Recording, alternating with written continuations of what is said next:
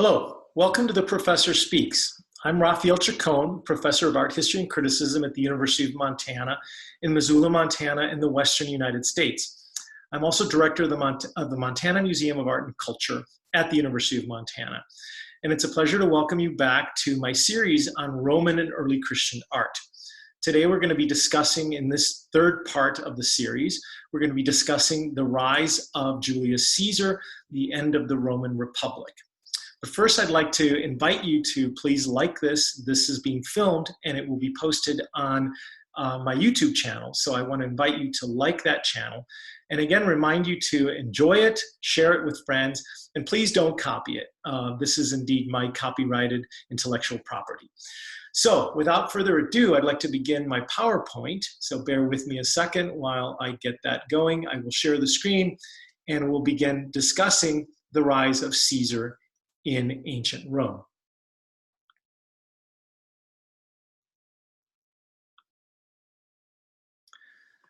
So, who doesn't know Julius Caesar? He was in fact one of the most famous Romans of all time, but he stands at a kind of pivotal moment in the history of Rome. That is when Rome makes a transition from a republic form of government. It was already an empire, but nevertheless it was ruled in this quasi-democratic way.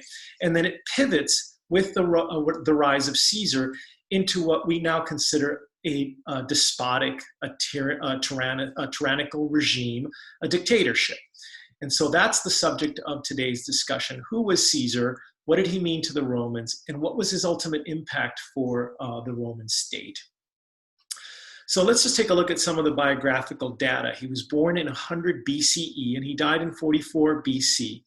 And during his lifetime, he was married a number of times. He was married to a woman by the name of Cornelia, a woman by the name of Pompeia, a third wife by the name of Calpurnia.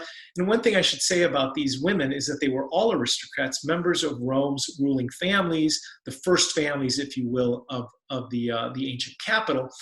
And these were more than likely marriages of convenience, political convenience, because one of the traditions was among Roman aristocrats is that they didn't marry for love. They actually married to amass wealth, to concentrate wealth between ruling houses. And so Caesar, being an aristocrat himself, sought out alliances with other great families, and he did that through marriage. But really, it was his acumen, his talents, his brilliance as a general, as a statesman, and as an orator that made him, in fact, the popular leader that he became. He was also a writer. He wrote a couple of books, De Bello Gallico, or his account of the Gallic Wars, the wars he fought in Gaul, which is now modern-day France, one of his more popular texts. He also wrote De Bello Civili, which was on the civil war waged in Rome.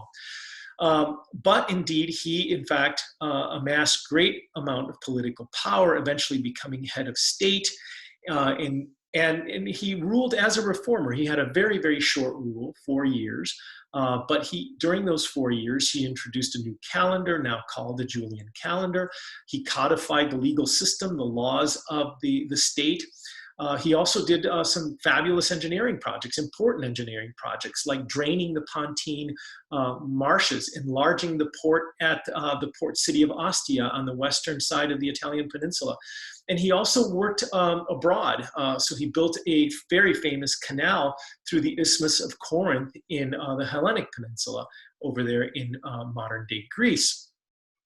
But really, it's his politics, it's his rise in power, in stature, predominantly as a military man, that made him so important.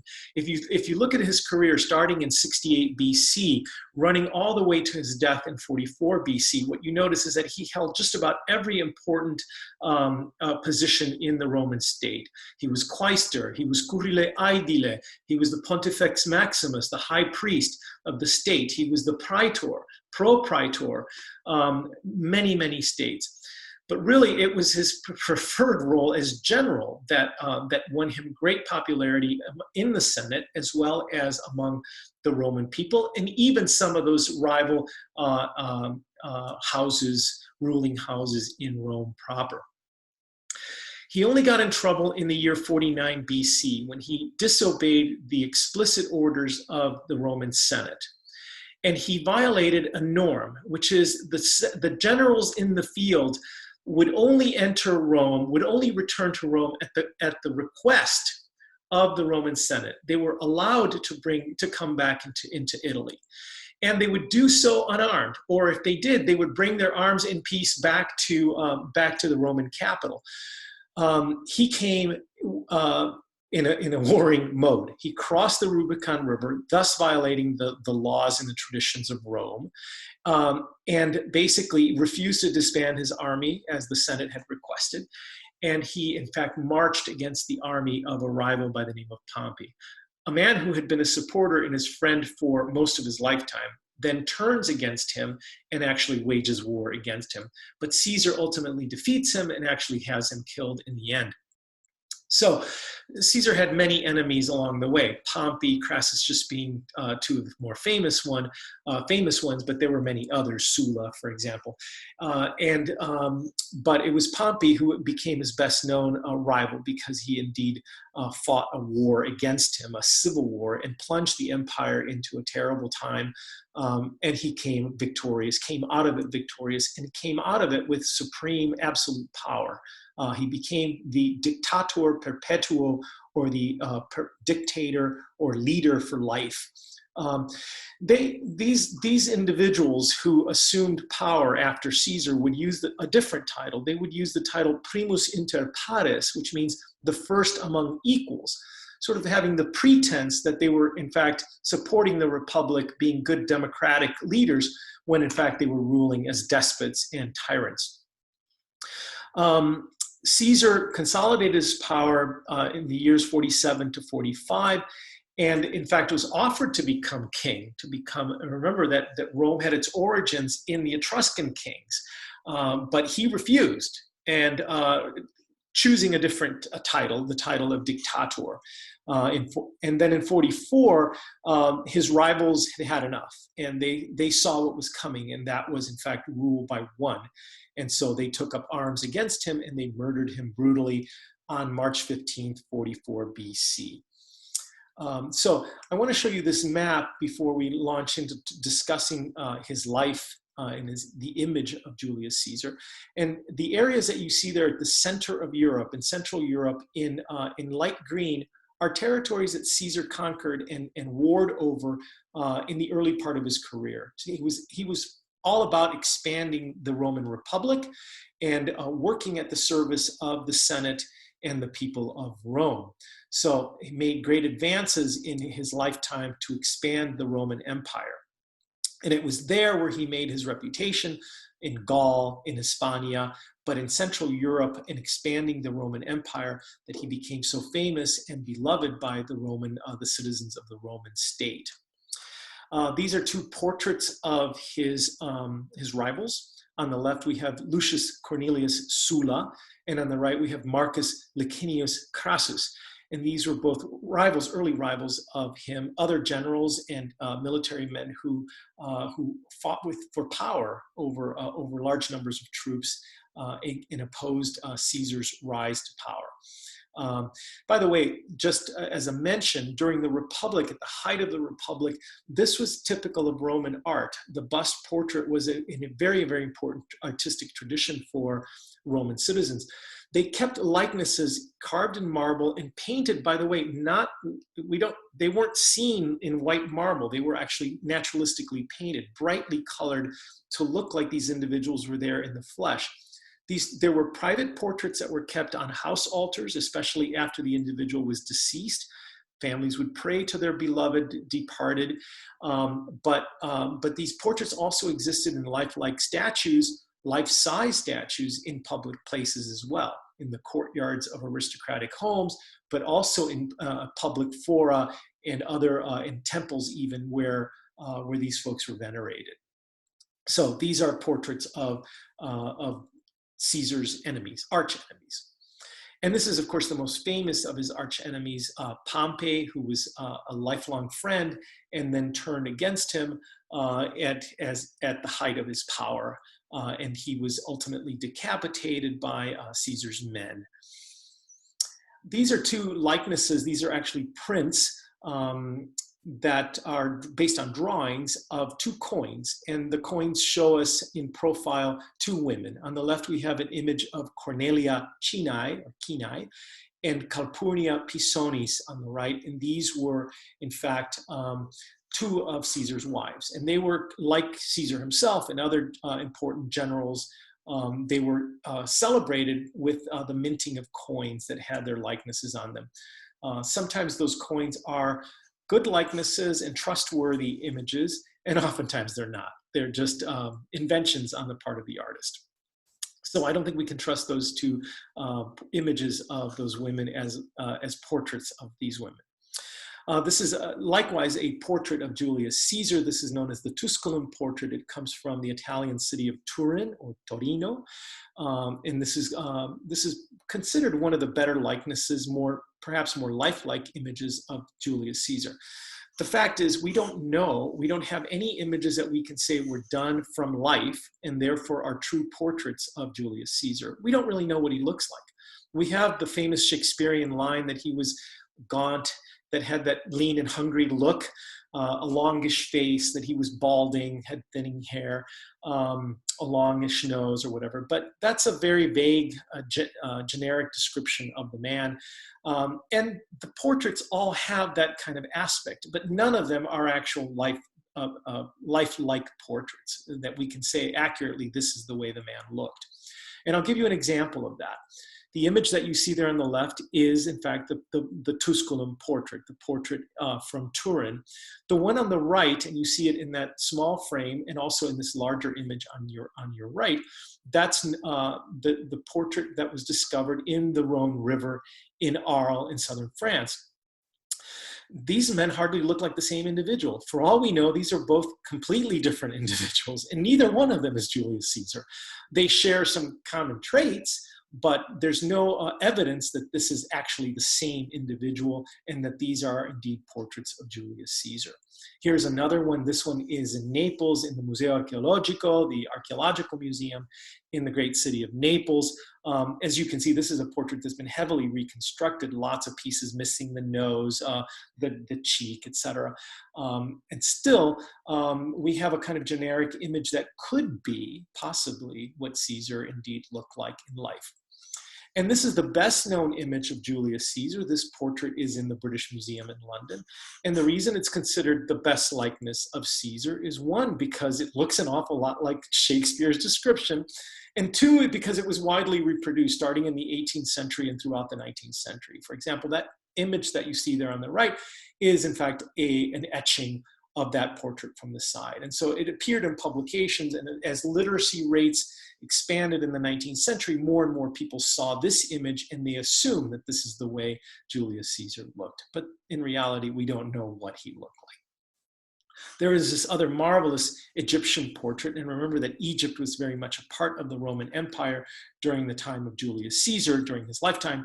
This one was found in Egypt, and it's in this magnificent, highly polished gray whack, this beautiful material, very dark material. And you can actually see that many of these portraits often had different materials inset for the eyes, again, to make them look more naturalistic, more mimetic imitations of life.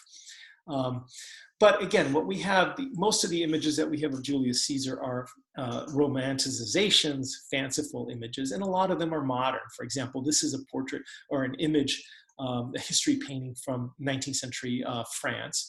And it shows us a victorious Caesar seated there on his throne with his generals seated in the beautiful red robes with his standards behind him.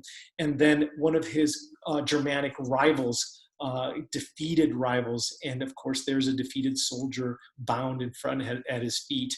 The message here is that the rivals were barbarians, but nevertheless, they were worthy adversaries of someone like Julius Caesar. There are also images of those rivals in coins. For example, here is an image, a denarius, with the head of a captive Gaul, so an ancient Frenchman. And the image here couldn't be a greater contrast to the likeness of the Roman. The Roman is, of course, very kept, very cleanly shaven, the hair beautifully coiffured, whereas the Gaul is shown as shaggy, unkempt, rude and crude, almost animal-like. I mean, look at his nose, for example, looks almost like a snout, bearded, mangy-haired, etc., etc. The whole point is that these are the adversaries of the civilized Roman people. These are the barbarians. So, in contrast, an image of Caesar looks like the image that we have on this denarius. And this is a beautiful image, again, with that quintessential image of Caesar with that gaunt look.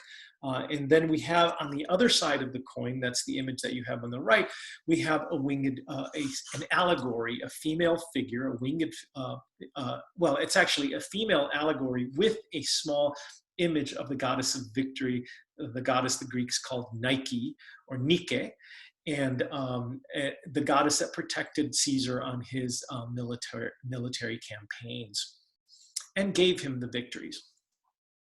This is a very interesting portrait on the left of one of Caesar's mistresses. This is the very famous bust portrait of Cleopatra. So it's an amazing image because you can still see the pigmentation on the head of the figure. Most Roman sculptures in the last 2,000 years have lost their original coloring, but this one still retains a lot of its original pigments.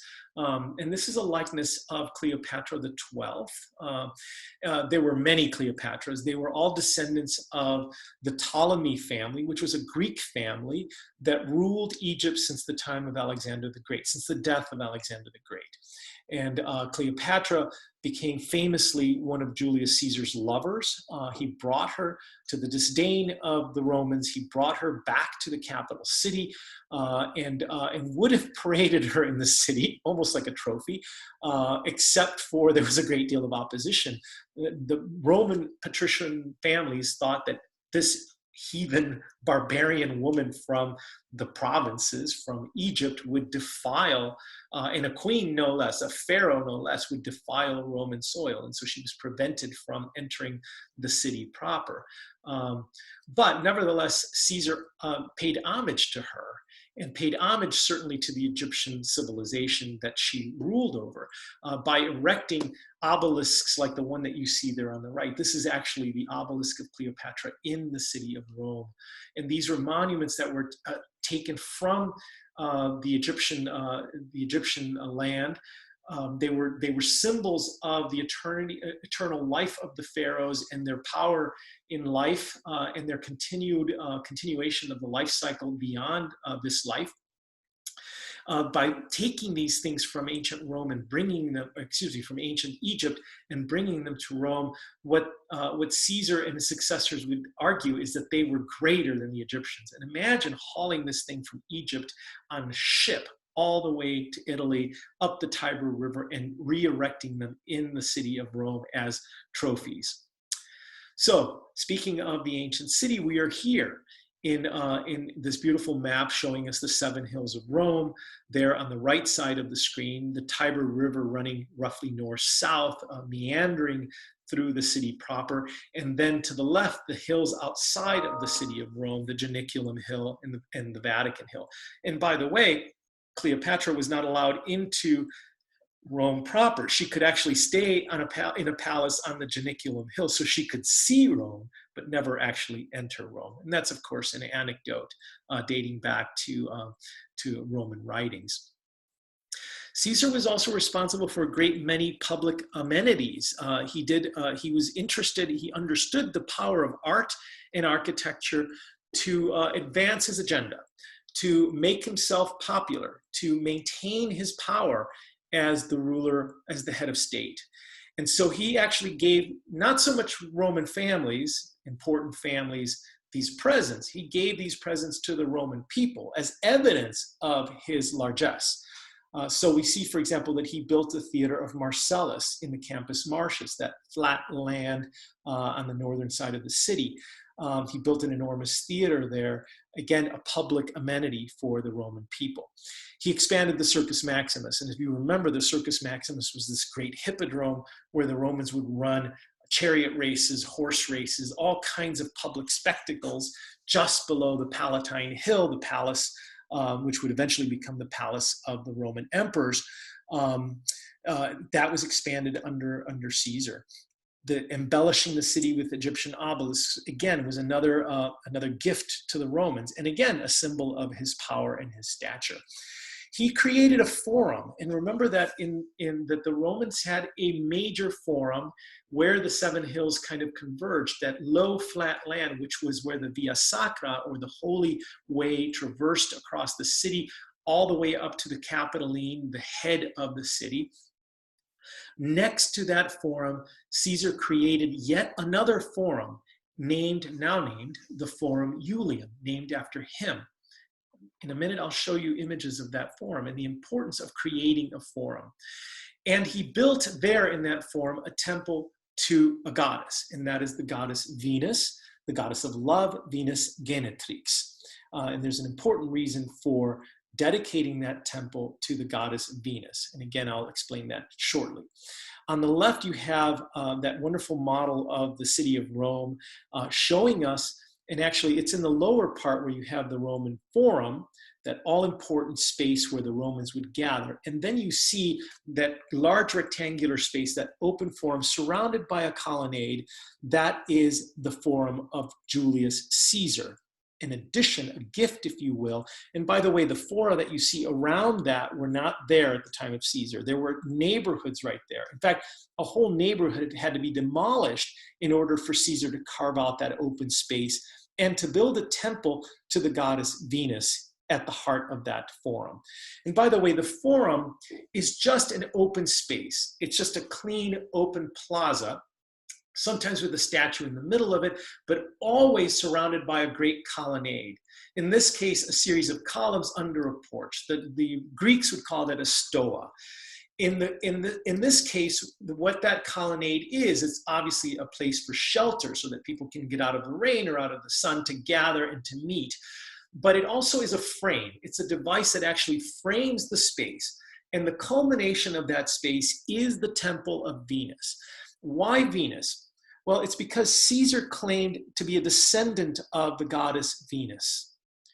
Now, that may sound kind of weird and perverse to us, that a human, a mortal, would be descended from a goddess. But it wasn't that uncommon for patricians, that is the ruling families, the first families of Rome, to claim divine heritage. If you remember from the Greco-Roman myths, the gods were constantly interacting with humans and sometimes making love with those humans and having children with those humans. So think of Hercules, for example, being a child of a god and a mortal woman, Zeus and a mortal woman. So that notion is what, in fact, allowed Caesar to claim, or his family, long before he came along, to claim that they were descendants of the goddess Venus. So hence Caesar dedicating the temple to the goddess. And by the way, the image on the right is a more modern or contemporary image of what that forum looks like today. It's a mess. It's actually a glorious ruin, and there's not much left of it. Not much of the colonnade, only the pavements, some column bases, but the structure itself is mostly gone. And not much of the temple is left either. In fact, those three columns that you see there at the end of that image on the right, that's really the remnants of the Temple of Venus. There you see it again. And that little temple dedicated in 46 BC, all that's left of it is the base, the platform upon which it stands, the earthen base, a bit of the pavement, some of the column bases, and then a couple of chunks or fragments of the entablature and the capitals of the columns, and some of the shafts. In fact, most of the shafts that you see there in those three are modern, re-erected so that, in fact, those fragments could be pieced together. What you see in white is original. What you see in that tan is a reconstruction. So, and here's another view of the edge of the forum, the Julian Forum.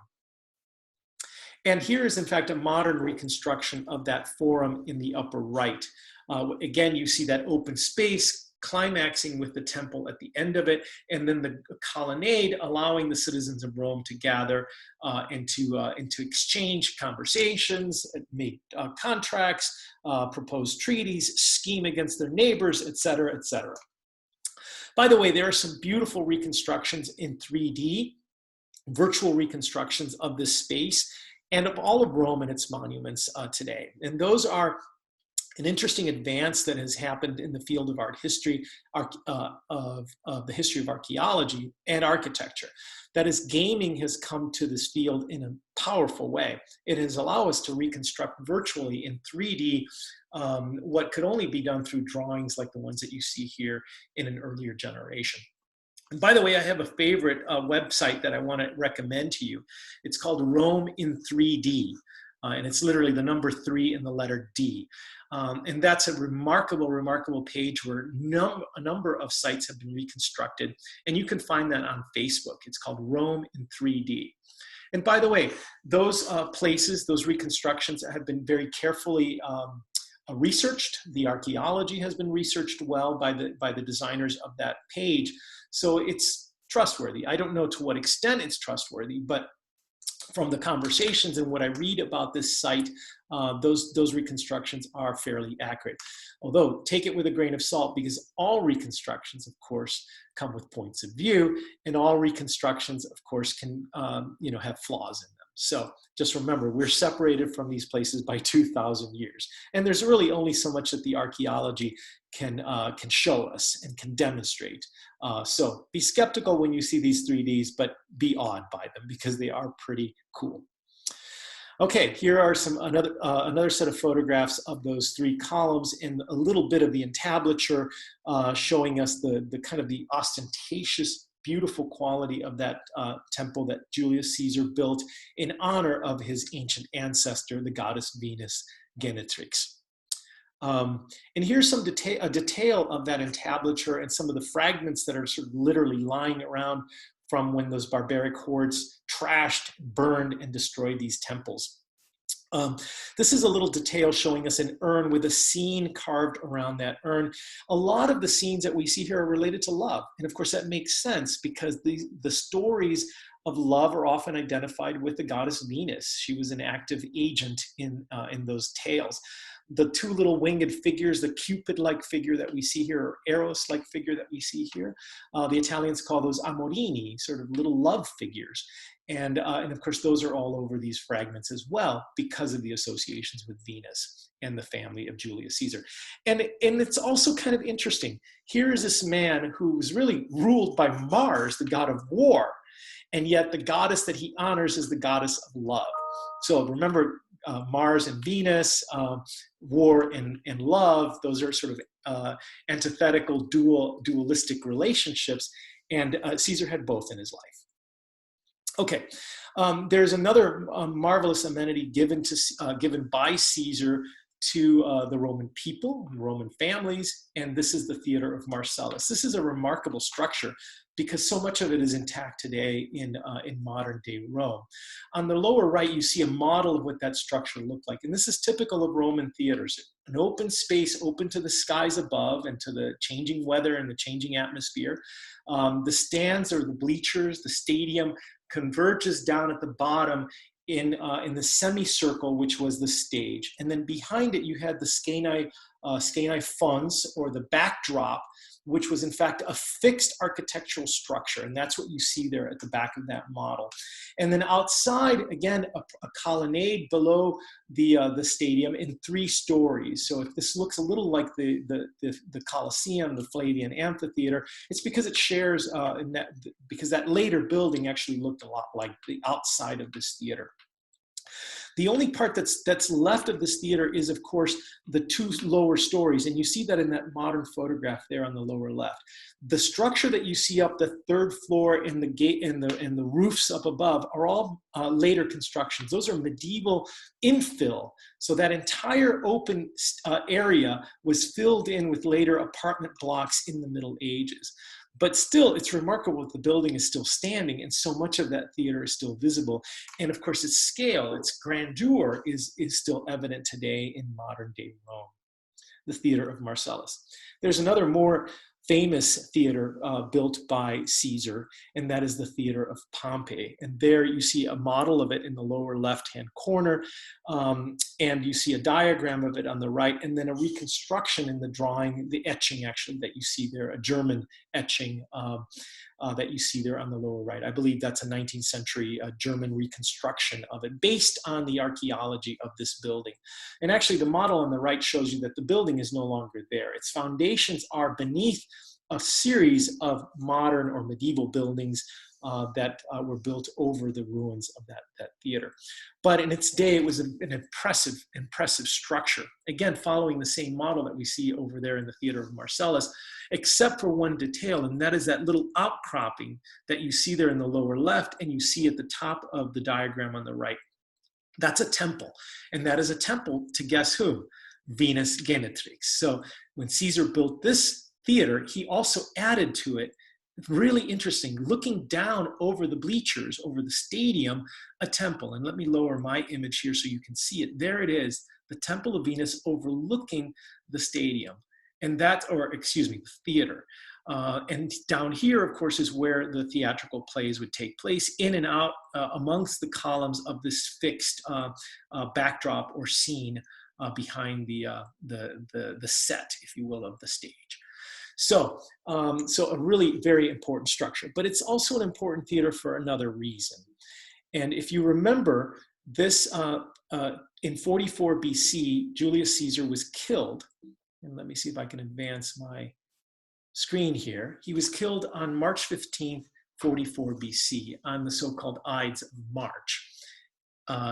He was murdered by Brutus, Cassius, other enemies in the Roman Senate on the floor of not the Senate building proper over in the Roman Forum, but the theater of Pompey. It was in this theater, ironically, a theater he built, where he was in fact brought to his demise, brutally murdered by his former friends and allies who had become his enemies, more than likely because they felt that he had amassed too much power, that he was ruling as an autocrat, and that they felt that he was in fact the end of the republic, and that if he were allowed to continue, that he would become a complete king and would rule like a despot, and they wanted to prevent that from happening.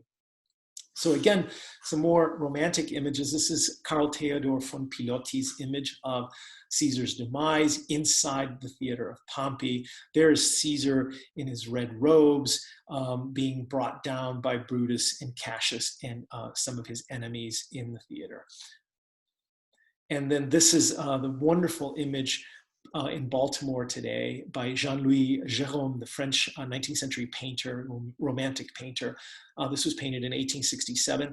It's a slightly more archaeological image because by the middle of the 19th century, both Roman historians and archaeologists, as well as Frenchmen, had taken a great interest in the archaeology of the Roman capital. And so the building here approximates the space in which Caesar was actually killed.